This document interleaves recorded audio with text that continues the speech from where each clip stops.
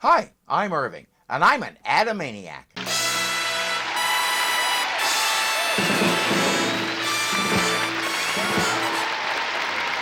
After New Adventures of Batman folded, Adam West and Burt Ward found themselves in need of a Batman fix, so to speak. This is the result. Legends of the Superheroes. In 1979, TV audiences were treated to a couple of specials collectively called Legends of the Superheroes. The first special was called The Roast, and the second was called The Challenge. Later, they were combined into this single DVD, which of course required the DVD to be invented first. Since they aired as two separate specials, that's how I'm going to look at them. First, let's meet our superheroes. Ladies and gentlemen, the world's mightiest mortal. The superhero lineup was sort of based on the lineup of heroes in the most recent incarnation of the Super Friends animated shows. Emphasis on sort of. Guardian of the universe and possessor of an incredible power ring, the Green Lantern has the ability to perform amazing feats against evildoers. I never really got Hawkman. I only read a couple of the comics, but I didn't really find anything about him or his stories that tickled my interest, and I had a hard time trying to figure out what his deal was. Combining beauty, wisdom, and physical prowess, the Huntress fights a constant battle against crime. She should also fight a court battle with her tailor over that outfit. Joy of the oppressed, wonder of the multitudes, the Flash. The Flash? All these years I thought it was pronounced Flash. With the uncanny ability to generate earth-shattering sound waves, the Black Canary fights a relentless battle against criminal injustice. It's hard to discuss some of these DC superheroes because when they decided to do Crisis on Infinite Earths, they basically redefined everything, retconned tons of their existing characters, and in general, the whole thing made me glad I never got into the DC comics that deeply, because life in general keeps me confused enough. With his reckless grin, devil-may-care courage, and incredible gymnastic skills, Robin, the Boy Wonder. Looks like Burt Ward is kept in shape, or at least his stunt double has. Symbol of frightening creature of the night, his disguise strikes terror into the criminal heart. Batman, the Caped Crusader, has pledged his life to fighting the forces of evil. That's our lineup, and what a curious lineup it is. The first special is called The Roast, and it's what you think it is. Batman welcomes everyone and introduces our host. Here he is, ladies and gentlemen, Ed McMahon.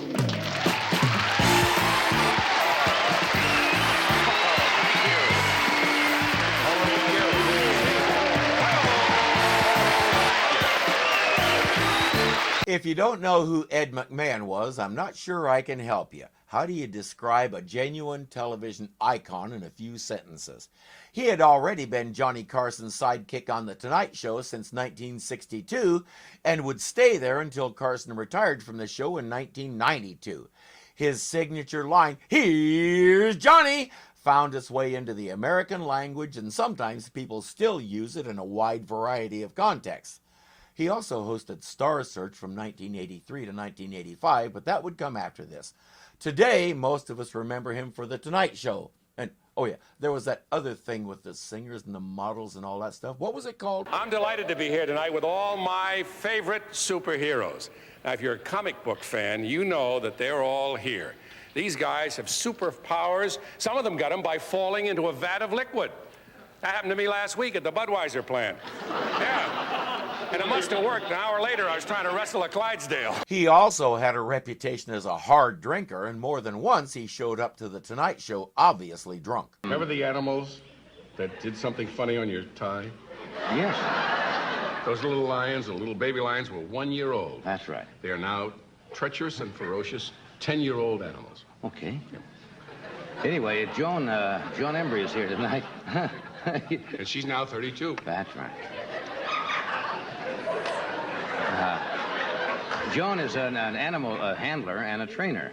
And you really think you're fooling everybody, don't you? No. But whereas that would probably get him fired today, he was well established enough on the show that everybody embraced it, and drinking jokes became part of his repertoire.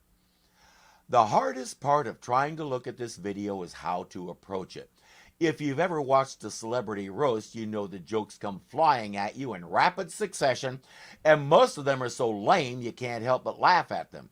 My thing with these reviews tends to be using the show as a vehicle to tell my own dumb jokes, but believe me, I know when I'm outclassed. some of these jokes belong in the Hall of Lame fame, so that won't work.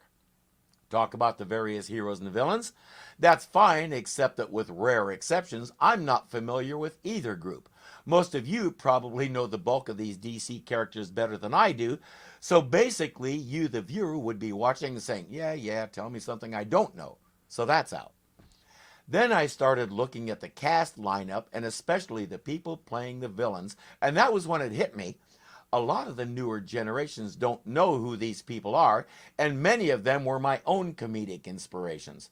Others not so much, but we'll get to that. With that in mind, let's start the roast. First up, Flash's archenemy, the Weather Wizard. You know, before we get started, I'd like to give you some of the weather around the country. Yeah, well, first of all, there's going to be some snow in New England. Yes, then some sunshine in Florida. And then finally, some heavy rain right over there. I love it. I love to give it to my arch enemy, the Flash. Jeff Altman is still with us and still doing occasional gigs, whether stand-up, guest shots, or whatever. He got his start doing stand-up and made his first television appearance on a short-lived children's variety show hosted by America's favorite rapist, Bill Cosby. We didn't know about all that stuff at the time.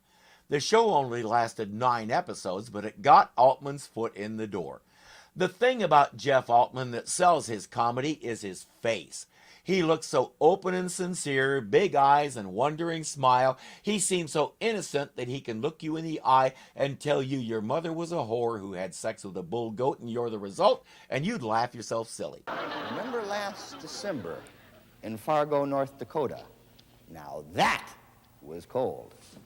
How cold was it? It was so cold that down at the Mission on Skid Row, they were serving soup on a stick. He also does a fair impression of Johnny Carson, which seems appropriate considering who our host is. Of course, the guy is evil, so he has to do something evil. Well, it's weather time, folks. I never did like you guys. Yeah. Next time, just laugh at his joke. His storm tosses them around for a while.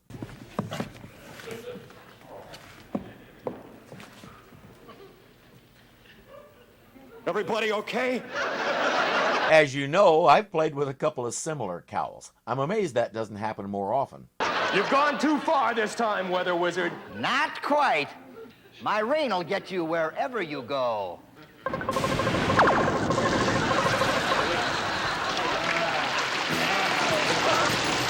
Exit Weather Wizard, enter Mrs. Esther Hall.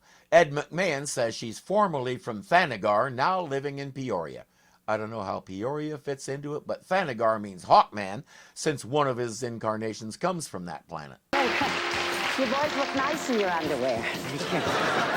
Mama! Oh, Sonny! Sonny! Oh, how are you, sweetheart? Sit down now. Sit down. Straighten your beak. I have to go over here and talk. Hello, from Peoria. She's Hawkman's mother. But I'll tell you this, a homing pigeon he's not. I mean, even the swallows returned to Capistrano. He said he'd definitely come home for the holidays. So what happened? Christmas, he didn't come home. New Year's, no sign of him. Easter came and went. Finally, he shows up on Thanksgiving. Says hello to the turkey and leaves. Pat Carroll is another of those comedic geniuses who knows how to use every aspect of her appearance, her voice, her bearing. She excels at putting it all together like this and making you laugh.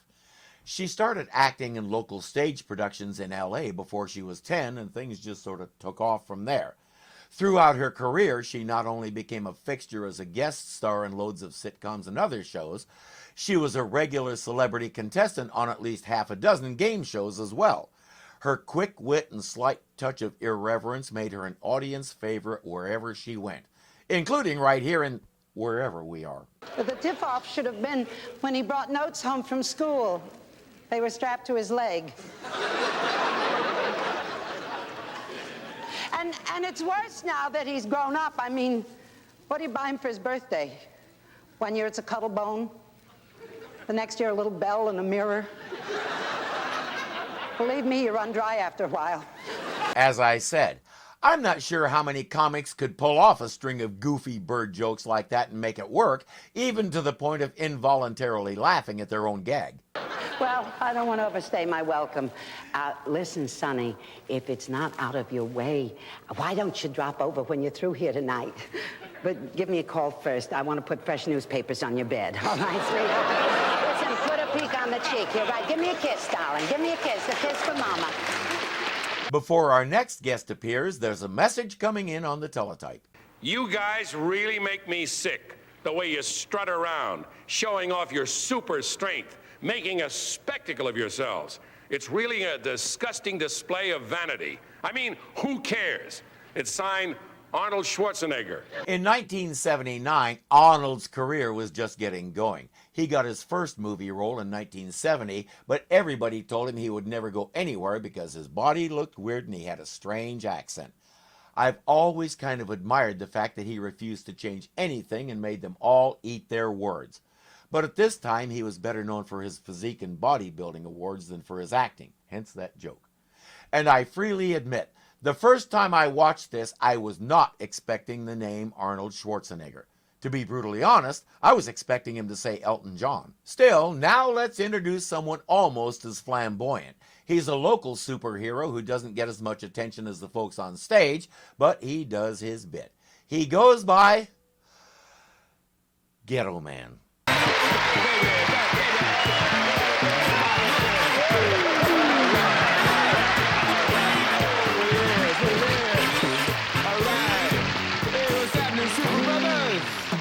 The 60s ended about 10 years earlier, dude. But thanks to African-American comedians like Flip Wilson and Richard Pryor taking the whole soul thing to its extremes, the quote-unquote ghetto look hung around for quite a while longer. Television took a sort of mixed view of it. A show like Sanford and Son could make comedy gold out of it, but then there were the other shows. I remember one, I think it was an episode of Room 222, but don't hold me to that. One of the school's black faculty members had some friends who were getting into the whole ghetto/soul/ why not be a little proud of your heritage, and they wanted him to join their little fan club. They took him to a soul food restaurant. He asked the waiter what they had, and the waiter, in perfect rhythm, rattled off an impossible list of so-called soul foods. Our hero ordered a chicken breast sandwich on white bread with mayonnaise and a glass of milk. The waiter was not amused, and neither were our man's friends. We, the viewers, were rolling on the floor laughing. That's the setting for our guest here. The first time I saw him come out, I swore I was looking at Garrett Morris from Saturday Night Live. But he isn't. His name is Brad Sanders. This was his first role, and he didn't do much after it. Genuinely interesting information about him is pretty well impossible to come by. Hi, Mama. Hey, boys, I look around me tonight, I see a whole lot of super, but I don't see too many brothers. As a matter of fact, a few years ago, the NAACP asked you guys to integrate. And I'm sorry, but we don't feel the Green Lantern qualifies as colored people. Why? Just because he isn't really green? He's more pinkish? Pink is a color, hello? And dig Captain Marvel. When he wants to use his powers, he says Shazam. When we want to use ours, we say Kareem. The main reason I showed that was so this would make sense. Hark! I hear the call of distress. There's a child trapped in the elevator of a 17-story housing project. This is a job for Ghetto Man. Dig y'all later.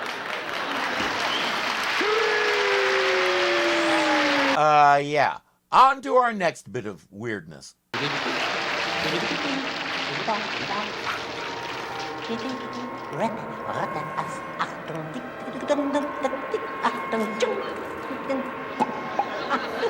All right, which one of you is known for battling a walking, talking flask? Dr. Sivana. No, I am Dr. Sivana. But you're pretending to be a doctor? No, You think you're a doctor, sweetie? Oh, no, a doctor don't dress in a black dress. He dresses like me in a white dress. you're... Wait, did you took the Hippocratic oath? No. Can you do that? No, see you? You're Dr. Sivana. He's doing a voice, so you might not recognize him, but Howard Morris was a lot more comfortable in a sound booth than he was in front of a camera. From the early 60s on, he did more cartoon voice work than I was able to scroll through without my head starting to spin. Among others, he was the voice of Wade Duck on Garfield and Friends. He did voices for shows like Magilla Gorilla and Peter Potamus, two shows you have likely never heard of, as well as one of my favorite cartoon shows of all time, The Famous Adventures of Mr. Magoo. I'll talk about that some other time. The point is, all of Hollywood knew that voice, and those of us who watched any cartoons at all in the 60s and 70s also knew it, even if we didn't know it by name. You don't look like an evil, mad genius doctor. Oh, that's because you have not seen me in my behavior. My behavior. You didn't see me where I work. Your laboratory. That's it. You're a doctor. You are a doctor. Hey. He was really good at that, too. I find it hard to believe that you're a doctor. Oh, yeah? I prove it to you. Open your mouth and say, ah. Ah. That'll be $50, please. Uh-oh. I'm convinced. You're a doctor. He'll go around doing his jokes at the various heroes, and then it's time to move on. We have a legendary superhero from the past. Scarlet Cyclone.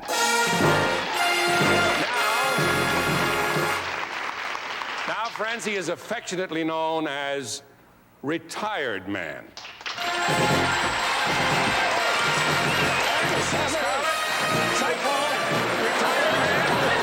Once we get him pointed in the right direction, we can chat with him a little.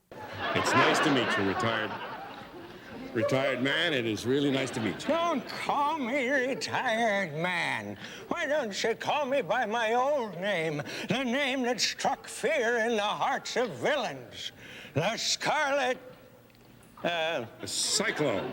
Where? He'll do a bunch of the typical old man jokes and land them because that's what talent does. William Shallert had been around forever, doing roles in various series, miniseries, specials, movies, you name it. His big break came in 1963 when he won the role of Martin Lane, young Miss Patty Lane's father on The Patty Duke Show. For those unfamiliar with the show, Patty Duke starred in dual roles. Patty, the typical teeny bopper who's into rock and roll, hot dogs, and her boyfriend, and Kathy Lane, Patty's identical cousin who's lived all over the world, has an English accent, and is much more refined and cultured than Patty is. Mr. Lane's life is largely taken up with trying to get his daughter out of some mess because she decided to impersonate Kathy. It was a good show, and it put his face in front of the country. He never lacked for work after that because, as I said, talent shows itself. Right now, he's playing a guy roughly twice his own age, and it works. And one joke in particular stands out for me. Remember this?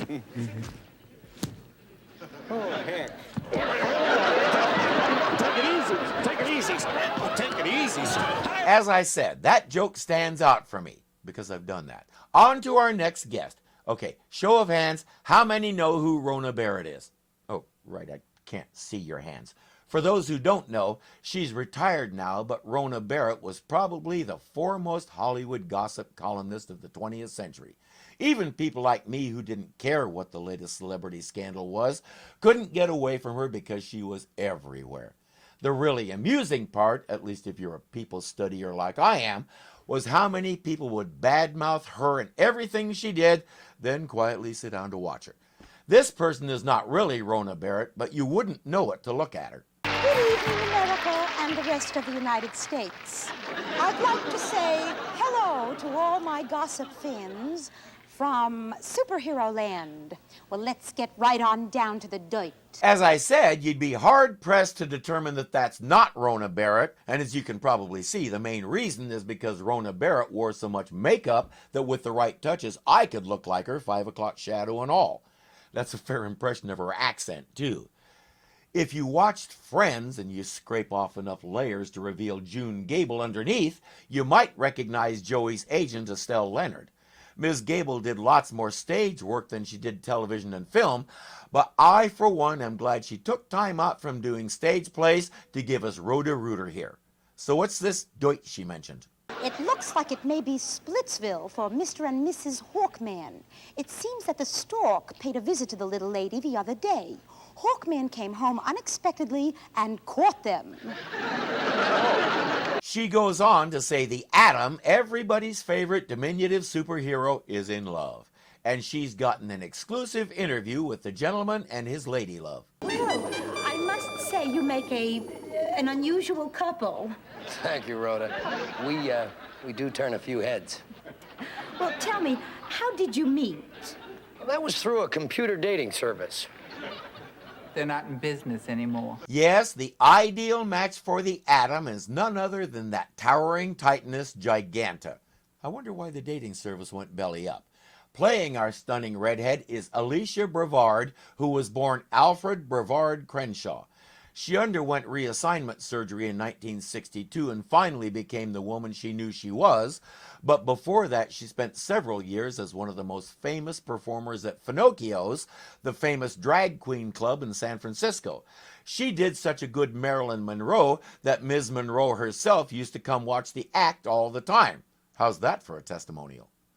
While we're in between guests, Robin is confiding in Captain Marvel. When we got here tonight, Batman came in and sent me to park the Batmobile. Yes, go on.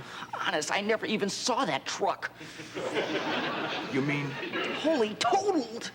I'd suggest handing the keys back to him and then when he sees the damage, play dumb. It shouldn't be much of a stretch. Lunch.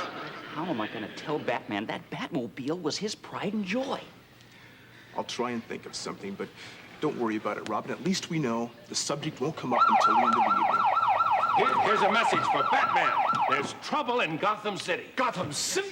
Come on, Robin, to the Batmobile. Wait! The scene with Robin trying to figure out how to explain it to Batman is worth the price of the DVD all by itself. Next, we have one of the most feared villains in the entire DC universe, at least according to Ed McMahon. Solomon Grundy.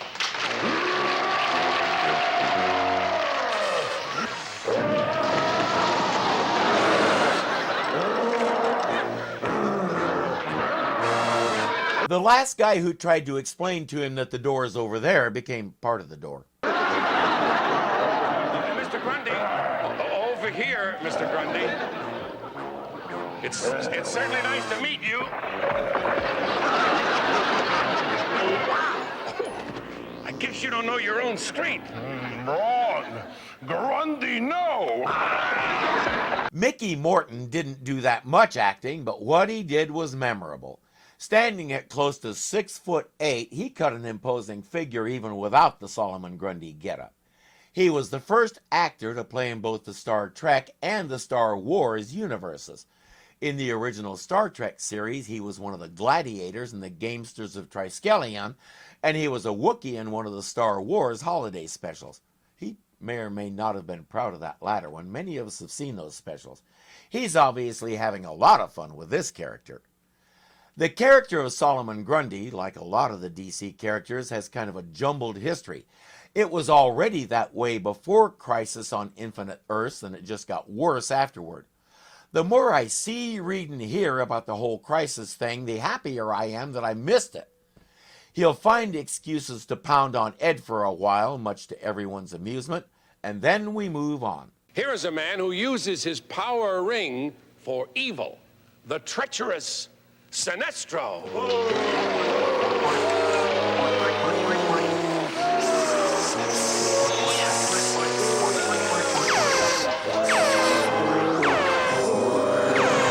Get out of here! Who needs you, traitor? Turncoat! Charlie Callis started out as a drummer and played with Tommy Dorsey, among others. When they weren't playing, he was always clowning around and making the other guys laugh, so they suggested he could try his hand at comedy. He was a natural. Between his rapid-fire banter and the fact that his face was made of silly putty, he could keep you laughing for a solid hour. If you watch some of his old stuff, you might swear that the human face cannot move that way, but he did it. It's one of the things I remember most about him. Remember Solomon Grundy?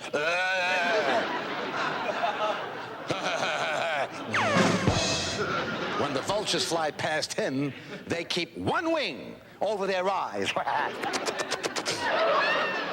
That was just a tiny sample. Our next villain has outlived 5 husbands and is a crack shot. Ladies and gentlemen, the arch enemy of Captain Marvel, the Zsa Zsa Gabor of the villains, Aunt Minerva.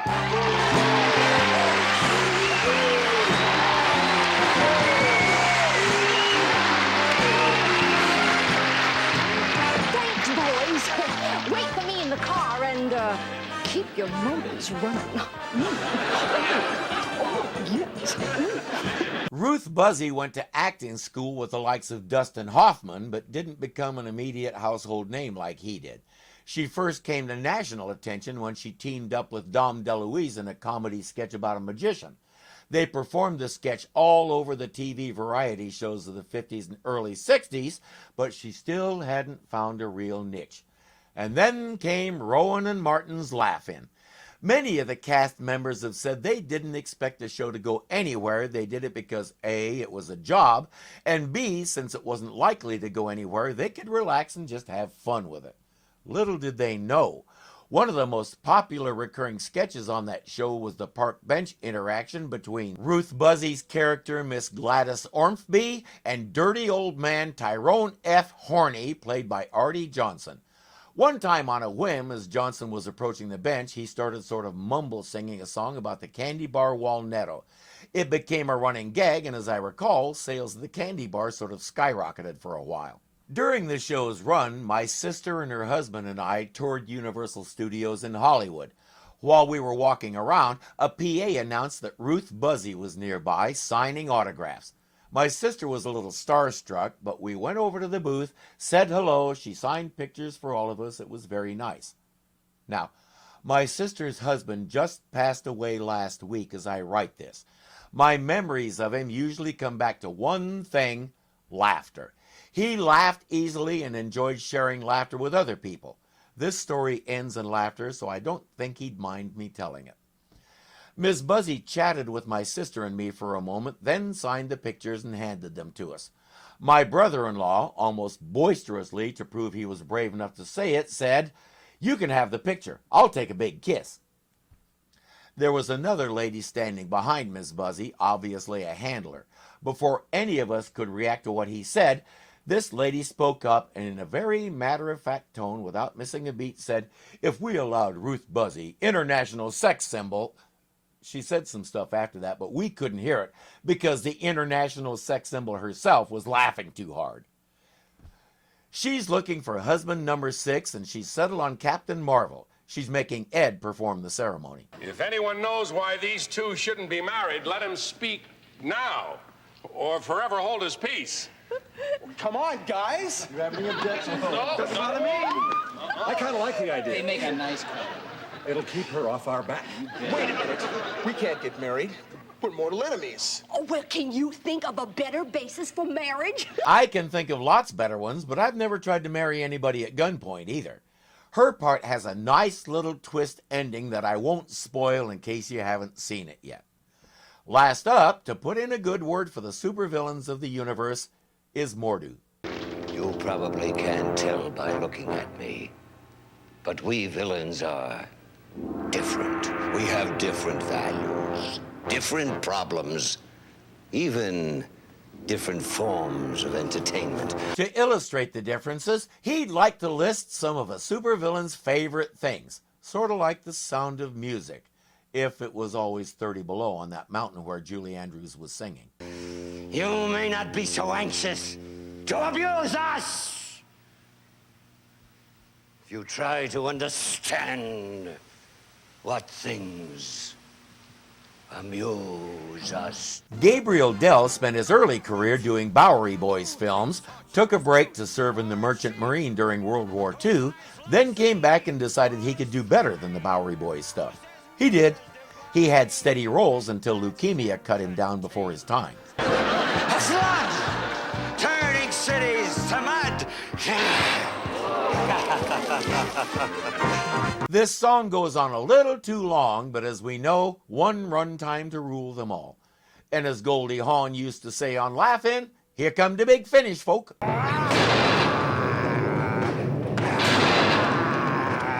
You have to love how they're all just sitting there waiting their turn. Except Huntress, she went ahead and fell down early to beat the rush.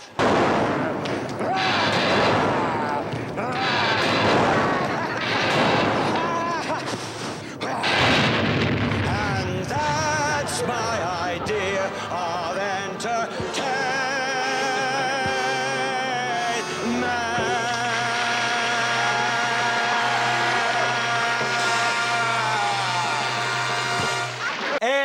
back on their feet and fine, and Mordu is gone.